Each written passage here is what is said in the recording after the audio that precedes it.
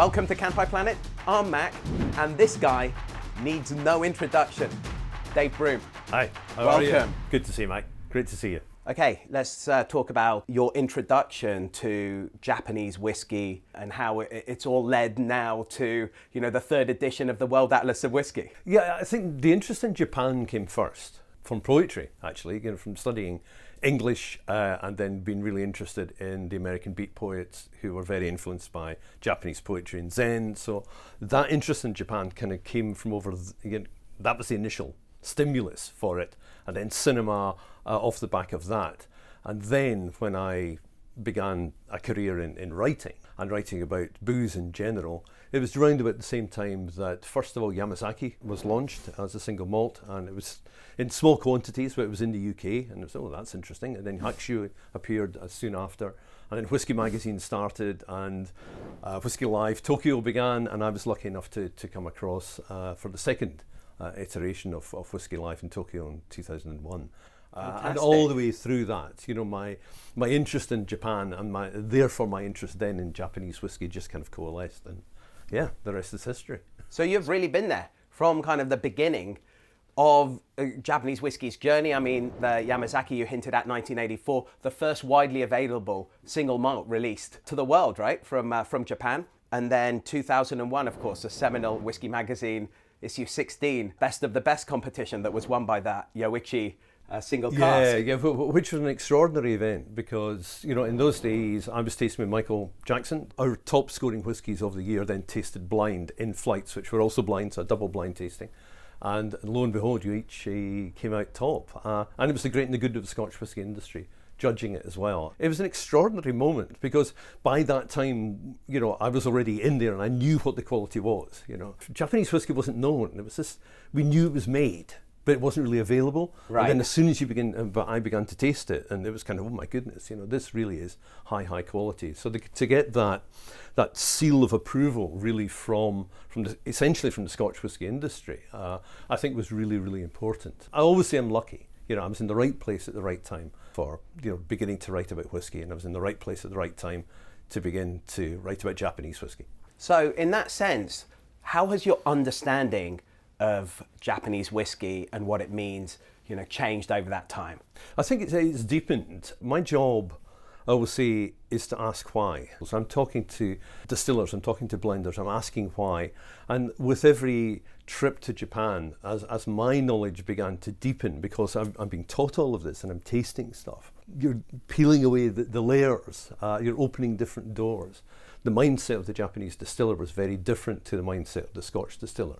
And there were these really intriguing and very close parallels between the way that they were approaching their whiskey making and the art of Japanese cuisine or other traditional crafts. They all seem to be part of the same stream of thinking. That then kind of got me into Japanese whiskey in a deeper level, because it came in a cultural level. It's coming from a food culture, it's coming from a drinks culture, it's coming from flavour, people's perceptions of what is good, what isn't good.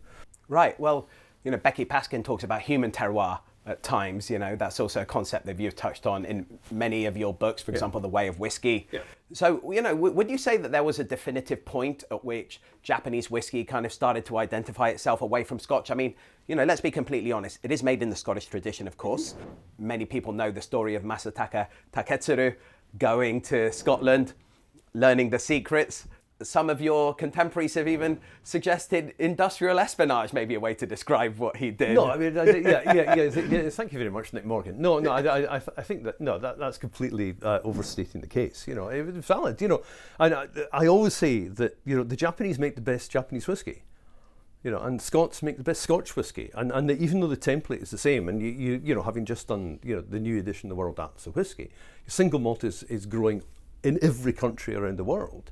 And they're all using essentially the Scotch template, but everybody's approaching it in a different way. That's what makes it exciting. Exactly. I mean, for me, that's what I want to see more, actually, out of Japanese whiskey. Yeah. I like the fact that, for example, we're not limited to using just oak in the cask type, right? Yeah. Because that's where you start to introduce something. What can be more Japanese than a cherry blossom wood, a Sakura cask aged whiskey, although My experience so far has been you don't want to age finishes Yeah, at night. but- The finish, yeah, but no, you know, I- all the heads of the back cask, right? All the things that we can do.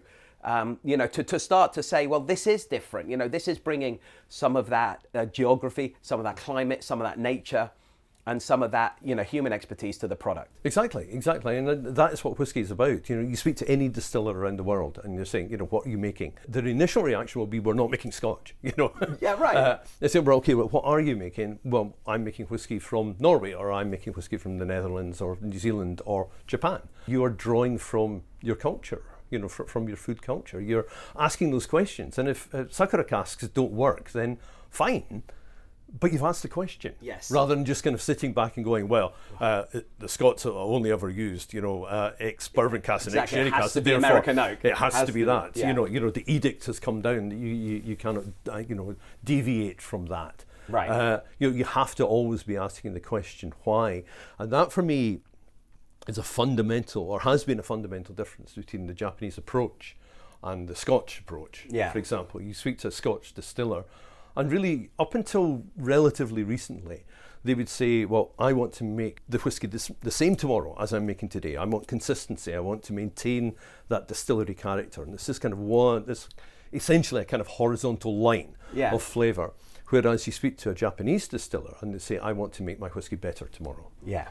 So monozukuri, kaizen, an incremental improvement, but which can be radical at the same time, which is also often overlooked. Mistaken, absolutely. It's a concept that's misunderstood. But you've just touched on something that I really wanted to talk to you about, because part of the reason why there is so much variety in whiskey making here, you know, people talk about just the variety of still shapes, right? Mm-hmm. Some of the Suntory distilleries, or the variety of yeast that are used in Japan, which is not really talked about, but people like me and you are well aware of the experiments that are being done there. Yeah, exactly.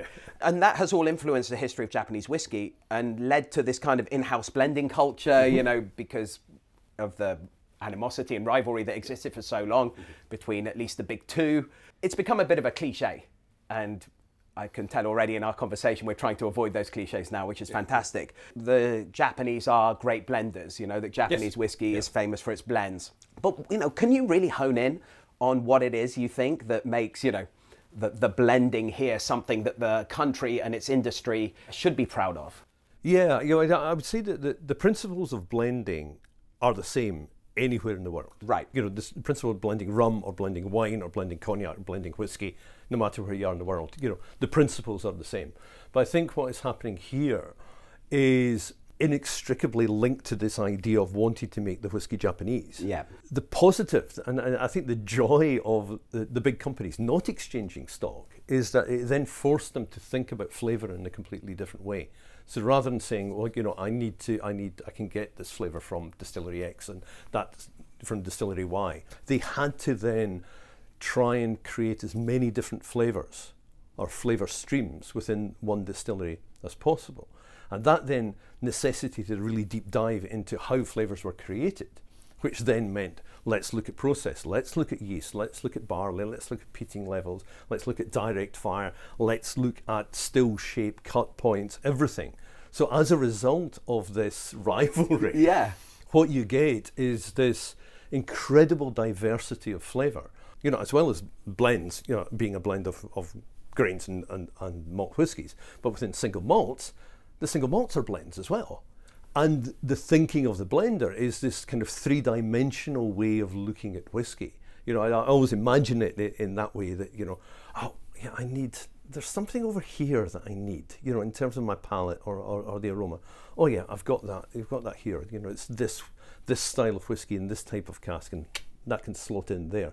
And this, well, that's at that age. Boom, and you can just begin to see it building up in this kind of three-dimensional way. And that's a very, very different way of approaching blending to help create this definitive Japanese style, which is that kind of transparent style, this complexity and intensity, but without being bold and shouting about it. There's this interesting kind of paradox, I think, within Japanese whiskey, that it has this intensity, it has real precision, but at the same time it maintains a modesty. You know, it's not bourbon. I mean, and this isn't knocking bourbon. No, you know, but no. American whiskeys come in and go, "Hi, Yeah. I'm American." You know, you can hear them coming towards you. Absolutely. And Japanese whiskeys are more discreet, but at the same time, you know, infinitely complex. Okay, so one of those many variations that we've talked about is, of course, the use of the Mizunara cask. You know, the Japanese oak. Sure. Do you think that's a little bit overhyped? Yes. No, yeah, I think it's overhyped around the rest of the world, to be perfectly honest. Right. You know, I get peeved at Scotch firms in particular doing Mizunara finishes and saying, oh, you know, we put this in Mizunara cask, you know, and it's been in there for 6 months.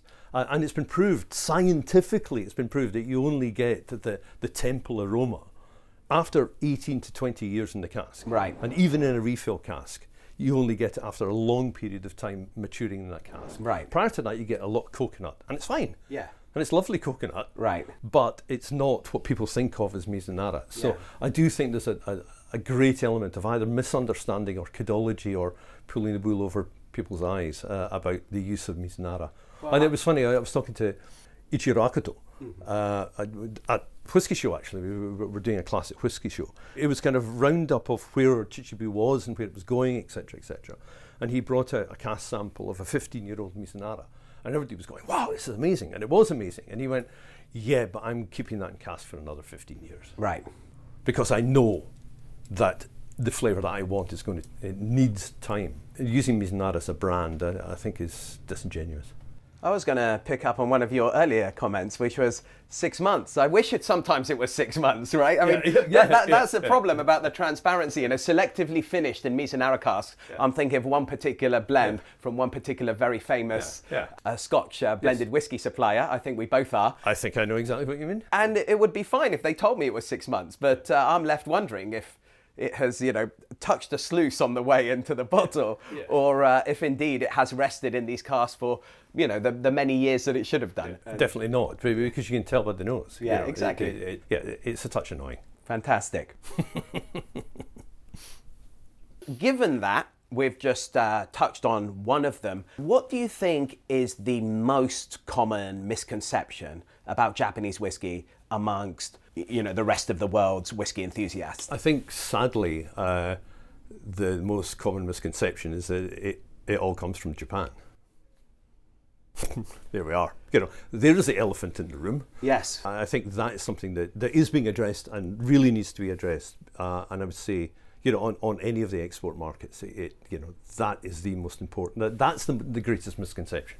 There are still whiskies out there that say they're Japanese, which aren't. Yeah, I mean, you know, when I'm leading whiskey tastings and I broach this subject with my guests, you know, some of the labels that they show me, especially in the US market, but also around the world, you know, it looks like somebody swallowed a ton of Japanese iconography and then vomited onto a label. And to the average consumer, I can't blame them, of course, for knowing. And in fact, unfortunately, the industry seems to think that it is the consumer's personal responsibility to investigate these things. Yes. And I say, no, it isn't. Yeah, no, I agree. It is the industry's responsibility to clearly label and to police itself, or to heavily influence the national tax agency here, who are responsible for the liquor laws in Japan, to start protecting this category. Absolutely. And this disconnect between having people like you and me, I guess, waxing lyrical about this great subset of the global drinks culture, but then to not have it protected, I think is starting to, as you say, undermine the industry a little bit. Yeah, I would say absolutely, and it's particularly scary. I know in the States, because, you know, they can, you know, import essentially shochu that calls itself, you know, whiskey, and, you know, the world blends, which they claim they're Japanese whiskey and they're not. So yeah, I mean, it is worrying. The whole point about regulations is that regulations are there to protect the consumer. And having that on the label, you know, I'm looking at this bottle here, it says straight bourbon whiskey, you know, that means that when you pick up that bottle as a consumer, you go, yes. Yeah. The producer's name is Bond, you know, and it says it's from Scotland, or it says it's from America, or it says it's from wherever. Exactly. Obviously, it must be. It should mean a common sense definition of what it is for a product to be made in the country. Yeah. You get this idea that people aren't trusting this thing called Japanese whiskey. Yeah. Is this actually Japanese or not? Yeah. You know, I think there's people coming in at the bottom end assuming that anything that says Japanese is going to be Japanese, and then I think once people are within the whiskey tent, if you want, in the family, are now beginning to question anything that says it's Japanese. And that is profoundly worrying from a long-term strategy for Japanese whiskies. There are whiskies being made in every single country around the world, and they're all of really high quality. The consumer has an infinite choice in terms of whiskey. And you talk to the distillers in New Zealand or Australia or Norway or Denmark or wherever, every single industry is looking at legislation. Yeah. And these are industries that are maybe a decade old. The first thing they're looking at is legislation. Yeah. And Japan, 100 years. I mean, this is what really kind of baffles me. 100 years after Japanese whiskey is first made, and there still isn't a regulatory framework. And that is ridiculous. You know, now that you're here, we can go into business together and we can sell a product with the word whiskey on the label that need only contain a minimum of 10% malt or grain whiskey, right? Yes. Which is frankly insane. You know, it has to change. It has to become legislation. The guidelines are great, and I know the industry is really pushing for it to go and come into legislation. But you know, until it does, you will always have these bad actors taking advantage of this. It's not even a loophole. You know, it's a gulf. You know. Right. So yeah, it has to change. It has to change as soon as possible. So part of that expanding whiskey landscape that you talked about globally has also seen the number of Japanese distilleries increase over the last decade or so, from, you know, kind of roughly 10, right, to now. I mean, every time I check the number, it's higher. And we're getting close to 200 now. I mean, it's crazy. Yeah. I mean, it's exciting, but it's crazy. It is. I'm both super happy by this expansion, but also I am a bit concerned. Business of all sorts does have cycles, and we're seeing what's happening to craft beer right now. Sure. We're also seeing what's happening to craft gin right now. And indeed, we have had some negative news out of the whiskey industry itself. But let's focus on the positive. Which of these newer Japanese distilleries have really caught your eye? I'm speaking from an export point of view. So we don't see a lot of the new distilleries on the export markets as yet. I've been really impressed with Shizuoka. I think Komoro, if it's relatively new, it's going to make really good stuff. Yasato, I think, is hugely, hugely exciting. Saburamaru are good. Kanosuke has made great waves in the export markets in a very short period of time. Obviously, Chichibu is up there. That's probably part of the establishment these days. Yes, it is now, I think. Yeah, you know, so Kuju as well, I think, is making some really good stuff. I tried that last year at Chichibu Matsuri. I would say, off the top of my head, that these are the ones that are really exciting me at the moment. And a greater diversity of whiskey, I think, getting made in Japan now. And a greater geographical spread. And that's what excites me as well. You've got distilleries from like the very tip of Hokkaido, you know, all the way down to Kyushu. So different climates as well, which are going to begin to influence maturation cycles and flavour. And a lot of new and exciting thinking. One of the trends that I think intrigues me the most is the way that a lot of the newer distillers are beginning to look at heritage barley varieties. I know it's in very small quantities and there's not a lot and it's expensive, but the thinking behind that is great because that ties into sustainability and it's also looking more deeply in terms of flavour. I think there's shochu distillation techniques that can be adapted. No use of koji, obviously, but you know, why not? You've seen that with Kanosuke, with their pot still. Absolutely, down at the Hibiki distillery. Yes, I think there's a greater diversity of flavour beginning to be established in Japan. So you know, that's the glass half full side of the equation. Well, absolutely. And then part of the glass half empty side of the equation is that if you're sitting in Edinburgh or London or New York, often it's not cheap to drink this delicious heritage barley, shochu still created liquid. What are your thoughts on that, you know, in terms of sort of Japanese, you know, whiskey pricing? It is ironic for me that I can drink scotch in Tokyo often cheaper than I can up in Edinburgh. It's way too expensive. I mean, it's as simple as that. It's unsustainable in terms of price. I mean, one of the reasons that the Japanese whiskey began to increase in price so dramatically, in say 10 years ago, was a business decision on the part of the big distillers to try and dampen down demand. You know, there was stock shortage. Okay, if you make it really expensive, fewer people will buy it and we'll be able to get stocks in balance. And of course it didn't work. People went, oh, it's expensive, must be amazing. So they began making more of it. And as a result of that, you've got new distilleries coming in going, well, that's the level that we should be pitching at, because that's what Suntory are asking their whiskies. But they're launching 3-year-old whiskey at luxury prices, and that is unsustainable. You're seeing something similar in Australia as well. A lot of distillers, trying to pitch up there. The great cycles, these kind of big, essentially 20-year cycles that take place within whiskey, and we're now on a bit of a downturn. There's a Generation Z not drinking at all, and you have a kind of generational shift taking place.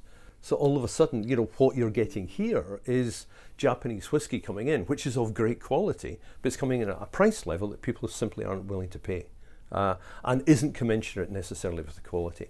What great, fantastic, really exciting young 3-year-old, 5-year-old whiskies, but really, should it be the same price as a 20-year-old Scotch? No. Well, I'm glad to hear you say that, because often it does feel like the big companies are not listening. Pricing has become, rather kind of insane. It feels very much like plucking a number out of thin air and kind of seeing what sticks. Yeah, these bubbles can get punctured very quickly. They can collapse very quickly, because people will, at some point, wake up and go, hang on a minute. Yes. Either this is all I've got in my pocket, this is all I'm able and willing to spend on a bottle of whiskey, or they will try something else of significantly higher quality and go, why am I paying that for that? And as soon as you do that as a distiller, you lose all credibility, and that's your brand gone.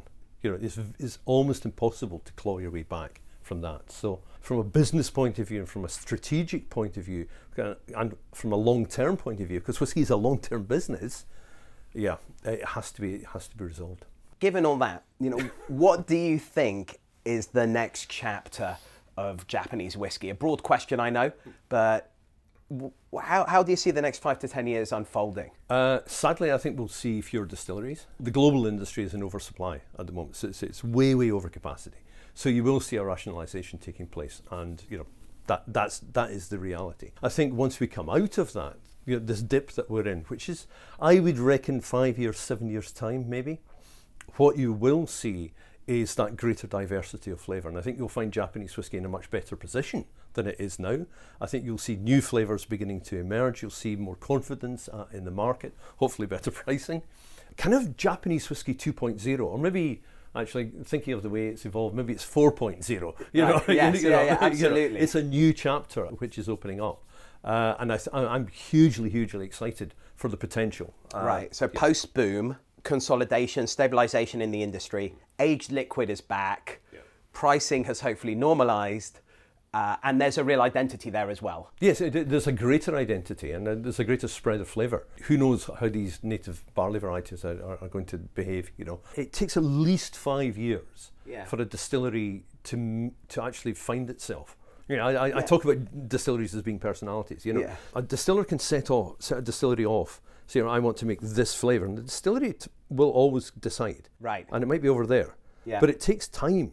You don't just push a button and the whiskey is there. Yeah. It takes time for the distiller to understand what the distillery is going to produce. Right. So you will begin to see amazing flavours. There are great positives. Medium term, long term, I think Japanese whiskey is in a good place. Well, many a martial arts sensei has said that the only way to improve your problems and the only way to address them is actually, first of all, to identify them. Yes. I do feel sometimes that we live in this kind of land. I've been here now for almost 2 decades, and we like to put our head in the ground a little bit sometimes because of that fear, sort of identifying a problem, somebody needs to take some responsibility for it and all sorts of other things. But actually, it's a great place to be, and people like me and you just want it to be better. Yes, yeah, exactly. And I think, I think it's interesting, looking at the way the industry is evolving as well. Either the second or the third Whisky Live was the first time that all the Japanese blenders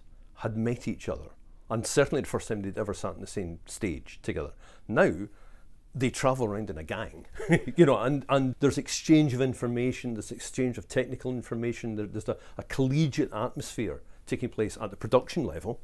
And you look at the way that Akoto-san has become like the godfather of the new Japanese distillers, because he's the man that proved it can be done. Yes. So a lot of the new distillers are rightly looking towards him, but also the big guys are also coming in with information and help and assistance from a production point of view, and then hopefully also a generic promotion in terms of what Japanese whiskey is globally. Exactly, a retail kind of perspective. Yes, yes. And speaking of which, are there any Japanese drams that you've tried that have really surprised you, kind of in a blind tasting? Anything that sort of really has stood out? Yeah, I think from early days, probably Hibiki. Yeah. You know, the first couple of times I tried Hibiki in the blind tasting, you're like, what the hell is this? It really stood out. Well, it stood out because lineup. for its completeness. Yes.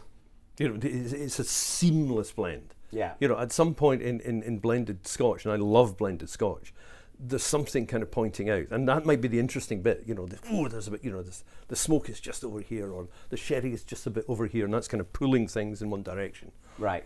The thing about Hibiki was, it's this beautiful, seamless, you know, amalgamation of all these different flavors and textures. Yeah. So that was a big light bulb moment for me. So yeah. Well, there's a reason why the Hibiki 21 is the most awarded Japanese whiskey, you know, in human history, which is just a very dramatic way. That's a very Dave Broom way. It's a very dramatic way of saying it. Saying something that has occurred in the last 20 years, but. Yeah, it really is. It really is something special. Yeah. I was lucky enough to try the 40-year-old that came out, and that was another revelation, because you would think, you know, if you went from Hibiki, then you went up to 17, which I really miss. I just love 17. The 21 and then the 30, they kind of got bigger and bigger. Yeah. You know, and there was more power, there's more weight, there's more age. You know, and you think, well, the 40-year-old is just going to be this huge monster, beautiful monster, but a monster nonetheless. And what Shinji Fukuyo did was actually no, he wanted to have the taste of nostalgia. He described it as being, you know, the faded gold in the statue of Buddha in the temple. And you think, boom. And that's a really, really brave thing to do. Yeah. You know, to actually go, no, I'm going to scale everything back. Yeah. I'm going to make this discreet and elegant and refined and quiet. Yeah. Rather than I'm going to make this shout, which would be the logical path. You know, that's a great insight into a phenomenal blender's mind. Fantastic. I've really enjoyed our conversation, and thank you for joining me on Kanpai Planet. Not at all. It's been an absolute treat. Thank you for having me, and thank you for allowing me to rant about all the things which are right, and indeed, perhaps not so right. Yes. Kanpai Planet, your home for whiskey rants. Until next time, Kanpai. Kanpai.